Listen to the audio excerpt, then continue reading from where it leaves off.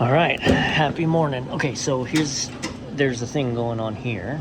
Oh, that sucks. I'm gonna have to drop the valve. Okay, this self-filtering unit, the pump's just running all the time.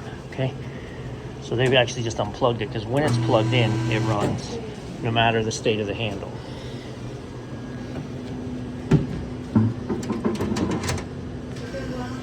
All right, so what I've done is I've unhooked the sensors. So there's a sensor on the back side of each one of these, which causes it to ignite when you start.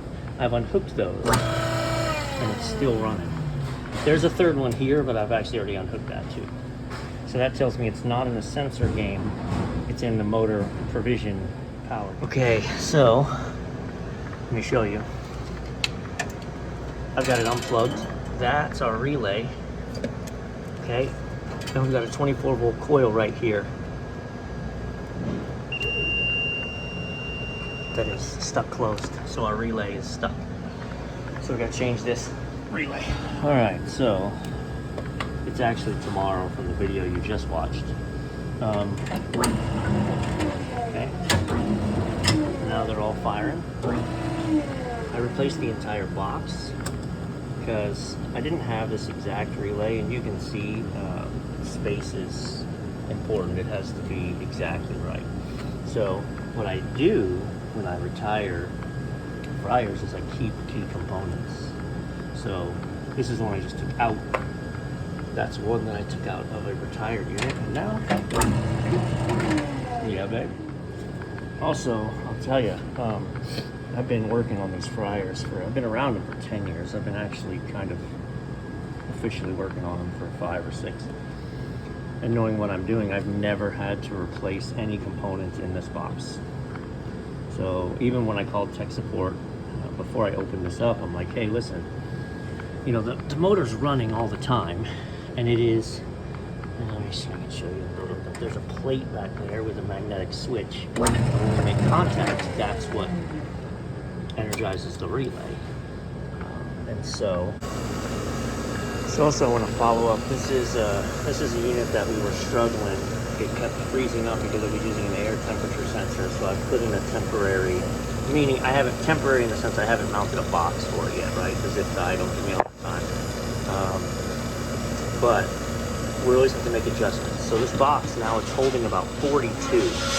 It was set for 23 degrees coil, 23 degrees coil temp, and then a 15-degree differential. So it would freeze down to 23 and then go up to 38. And from 32 to 38, the fans are running, the cooling is off, it would melt the ice.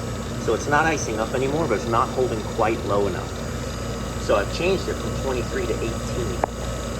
And so now we're gonna pull the coil down to 18 degrees, which means we're gonna run in a cooling mode longer. And so my 42 holding box is gonna move down. I've only moved it down 5 degrees. I don't know if that's enough. But what's most important is that you have to see what it can do. So if this sucker dives down to 18 like it looks like it's going to, okay, no problem. I'm actually going to hit temperature set. I'm going to make it 17, okay? And then I'm going to change my differential to 20. So we're 17, 37, okay? So if it can get to 17, I want it to. I want it to push as low as it can reasonably get to. And if it really struggles to get there, then you don't want to leave the unit just running forever, not being able to achieve. I mean, I could set it for 10, it probably won't get there, and then the compressor will just run forever, and it'll still ice up. So, because we'll never hit 10 degrees. But I think we will hit 17. And then that should shift our box temps to holding more like 37, 38. And we'll take a look and we'll take it from there. Yeah, whenever you make this adjustment, it's always kind of a game.